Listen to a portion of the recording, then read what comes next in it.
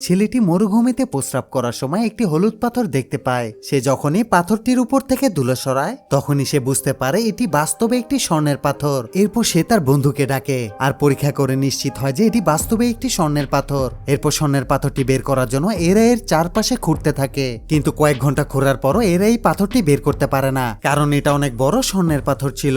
এই দুজন হাত দিয়ে এটাকে একটুও নড়াতে পারে না। এরপর তারা দুজন নিজেদের গাড়ি দিয়ে এটাকে টানার চেষ্টা করে, কিন্তু স্বর্ণের পাথরটি অনেক ভারী হওয়ার কারণে তাদের রশি ছিঁড়ে যায়। এরপর এখানে রাত হয়ে আসে আর এই জায়গাটি ভয়ঙ্কর জঙ্গলি পশু দিয়ে ভরা ছিল, কিন্তু তবুও তারা স্বর্ণের লোভে এখানেই রাত কাটায়। এরপর এরা ঠিক করে একজন শহরে গিয়ে স্বর্ণের খোদাই করার জন্য একটি যন্ত্র নিয়ে আসবে এবং একজন এখানে থেকে স্বর্ণের পাহারা দেবে। পরদিন সকালে একজনকে বাঁচার মতো কিছু খাবার দিয়ে অন্যজন শহরের দিকে চলে যায়। এরপর ছেলেটি তাঁবু টাঙিয়ে স্বর্ণ পাহারা দিতে থাকে।